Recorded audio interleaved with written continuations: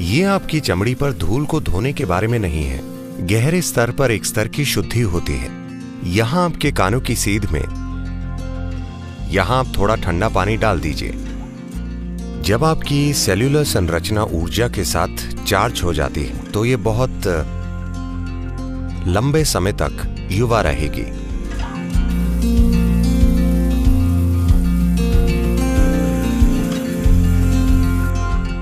ज्यादातर भारतीय भाषाओं में आम बोलचाल में हठ शब्द का अर्थ है अटल होना। ये एक गुण है जिसकी आपको जरूरत होगी। आपका शरीर कहता है बस बहुत हो गया, पर आप अड़ गए हैं। यही हठ योग है। आपका मन कहता है मैं हार मानता हूं, मैं अब ये और नहीं कर सकता, पर आप अटल हैं। आप बस करते जाते हैं। तो हठ योग ऐसा शरीर बनाने के बारे में है जो व्यक्ति के जीवन में बाधा न बने। It will become a stepping stone, but not a hurdle. ये एक सीढ़ी बन जाएगा, पर रुकावट नहीं बनेगा। अपनी पूरी संभावना में खिलने के लिए व्यक्ति के विकास में रुकावट नहीं बनेगा।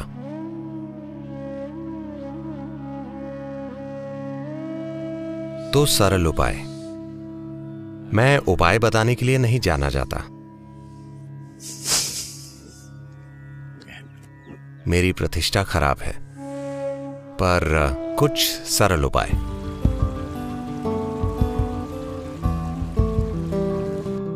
यौगिक संस्कृति में कोई फव्वारे में नहीं नहाता था। नहाने का हमेशा मतलब था नदी में डुबकी। वे हमेशा नदी पर जाते, डुबकी लगाते और फिर योग करते। अगर आप ऐसा करते हैं तो आपकी मांसपेशियां अच्छी रहेंगी।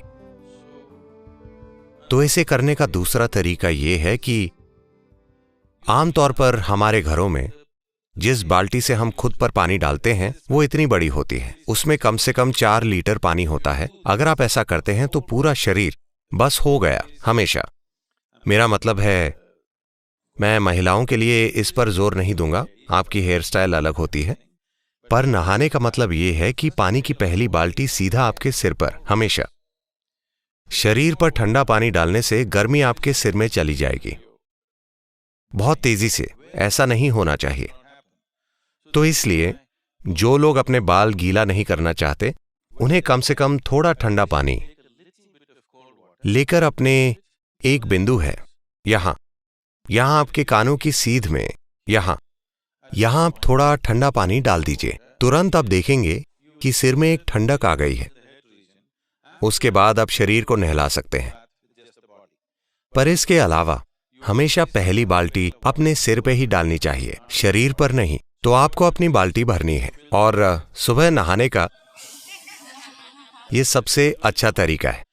शरीर को पानी में डूबा हुआ होना चाहिए, जैसे कि आप एक डुबकी लगा रहे हैं। ठीक है? पूरा शरीर एक साथ, कम से कम चमड़ी पानी में डूबी रहनी चाहिए। इस तरह नहीं, ऐसे ऐसे ऐसे। अगर आप पानी डालते हैं तो पूरा शरीर को लगना चाहिए कि आप उसे डुबकी लगवा रहे हैं। तो अगर आप ऐसे डालेंगे तो सिस्टम में एक ठंडक आएगी और मांसपेशियां बहुत लचीली हो जाएंगी। फव्वारे से ऐसा हो सकता है। अगर फव्वारा काफी शक्तिशाली है या कम से कम पानी की मात्रा काफी अच्छी है तो फव्वारा यह आसानी से कर सकता है।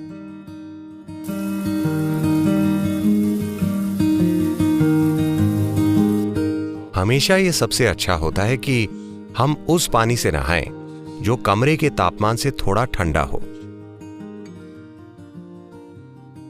बस आप पर उड़ेलने के लिए कुछ पानी, या उस पानी में डूबना जो कमरे के तापमान से ठंडा हो।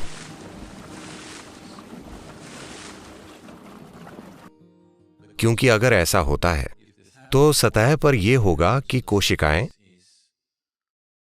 एपिथेलियल कोशिकाएं सिकुड़ जाएंगी। जब वे सिकुड़ेंगी तो वे सारे रोम छिद्र खोल देंगी। कोशिकाओं के बीच के छेद खुल जाएंगे। खुद कोशिकाओं के रोम छिद्र होते हैं, हम उन्हें नहीं खोलना चाहते। वे तब खुलेंगे जब आप उन्हें गर्म पानी में डालेंगे। अगर आप खुद को गर्म पानी के टब में डुबाते हैं तो कोशिकाएं खुल जाएंगी और पानी भीतर ले लेंगी। हमेशा ऐसा करना एक अच्छी चीज नहीं है। आप शरीर को ठंडे पानी में डालिए, कोशिकाएं सिकुड़ जाएंगी, उनके बीच की जगह खुल जाएगी। और योग के अभ्यास के लिए यह महत्वपूर्ण है, क्योंकि हम शरीर के कोशिकीय ढांचे को एक अलग आयाम की ऊर्जा से चार्ज करना चाहते हैं। अगर कोशिकाएं सिकुड़ेंगी और खाली जगह बनाएंगी, तब आप योग अभ्यास कीजिए। तब शरीर का कोशिकीय ढांचा चार्ज हो चुका होगा। यही वजह है कि एक व्यक्ति दूसरे की तुलना में कहीं अधिक जीवंत लगता है। और जब आपकी सेल्यूलर संरचना ऊर्जा के साथ चार्ज हो जाती है तो यह बहुत लंबे समय तक युवा रहेगी। इसलिए कुछ लोग सोचते हैं कि कोई बूढ़ा आदमी मर क्यों नहीं रहा है, पर उस बूढ़े को अपनी उम्र 25 साल महसूस होती है।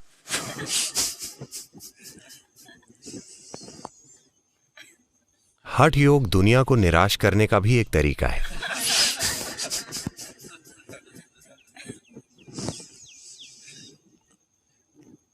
इसलिए ऐसा पानी लें जो कमरे के तापमान से ठंडा हो। भारत में, दक्षिण भारत में कम से कम ये कोई बड़ी समस्या नहीं है। पानी हमेशा उसी तापमान पर रहता है, ये आदर्श जगह है। पर अगर आप ठंडे देश में हैं, अगर आप समशीतोष्ण यानी टेम्परेट जलवायु में हैं, तो पानी बहुत ठंडा हो सकता है, वो ठीक नहीं होगा। पानी का तापमान कमरे के तापमान से 5 से 8 डिग्री सेंटीग्रेड कम होना चाहिए, उससे ज्यादा नहीं।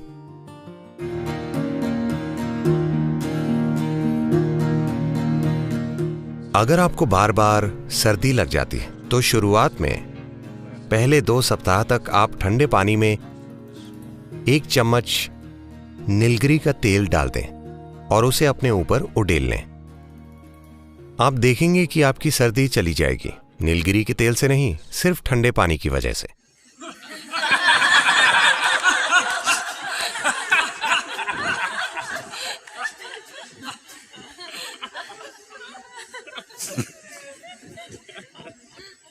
अगर आपको कोई इन्फेक्शन है या कुछ और है और बहुत ज्यादा कफ पैदा हो गई है, तो उसका अलग तरीके से इलाज करना जरूरी है। पर जैसा कि मैंने कहा, पानी को कमरे के तापमान से 5 से 8 डिग्री नीचे के बीच कहीं होना चाहिए। पानी बहुत ज्यादा ठंडा ना हो।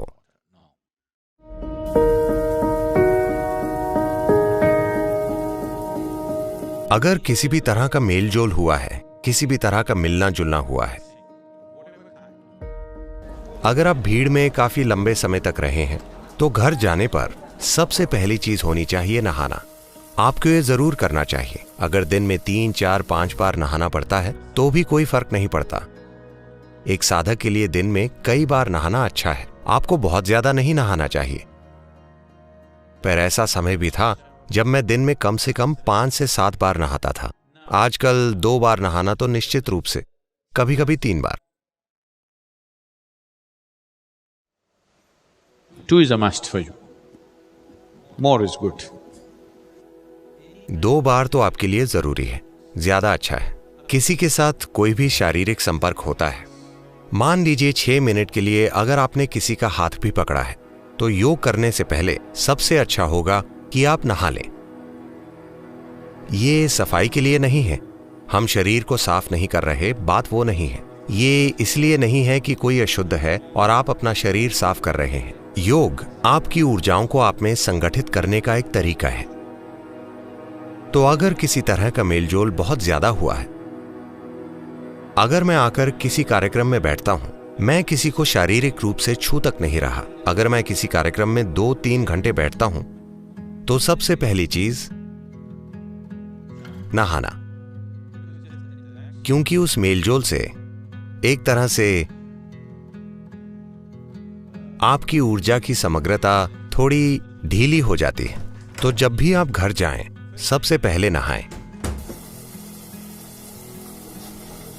नहाने का मतलब साबुन, शैम्पू ये वो नहीं है। पानी से भरी एक बाल्टी, boom. Just water flowing over, it purifies. बहता हुआ पानी शुद्ध करता है। बिना धोए और रगड़े पानी शुद्ध कैसे कर सकता है? वैसे नहीं है। आपको पता है, न्यूक्लियर रिएक्टर में वे कुछ धातुओं का इस्तेमाल करते हैं, जैसे टाइटेनियम और प्लैटिनम और कुछ दूसरी चीजें भी। अगर वे इन धातुओं को शुद्ध करना चाहते हैं, वे धातुओं को शुद्धतम रूप में चाहते हैं, सामान्य प्रयोगशाला प्रक्रिया में वे एक सीमा तक ही शुद्ध कर पाते हैं, उससे परे वे शुद्ध नहीं कर पाते। तो वे ये करते हैं, उस धातु की एक रॉड और एक छल्ला बनाते हैं। छल्ले को रॉड से छुए बिना बस ऊपर नीचे घुमाते हैं। आप देखेंगे कि धातु शुद्ध हो जाएगा। तो आपके शरीर में 72% पानी है। आप बस इस पर पानी डाल दीजिए, एक तरह की शुद्धि होगी। ये आपकी चमड़ी पर लगी धूल को धोने के बारे में नहीं है, वो तो वैसे भी होगा, वो एक अलग चीज है। पर बस पानी को अपने ऊपर बहाने से गहरे स्तर पर एक तरह की शुद्धि होगी। क्या आपने देखा है? मान लीजिए आप किसी दिन बहुत तनाव में हैं, आप बस फव्वारे के नीचे जाकर खड़े होते हैं, तो आप बाहर नहीं आना चाहते, आप बस वहां थोड़ी देर ठहरना चाहते हैं। फव्वारे के उन 3 या 5 मिनटों ने आपके जीवन की कोई समस्या नहीं सुलझाई, पर जब आप बाहर आते हैं तो लगता है कि परेशानी चली गई, मानो नया जन्म हो गया। क्या आपने ये देखा है? आपको महसूस होता है कि परेशानी गई। इसकी वजह यह है कि इसका 2/3 हिस्सा पानी है। अगर इस पर से पानी सिर्फ बहता है तो कुछ चीजों में बदलाव आएगा।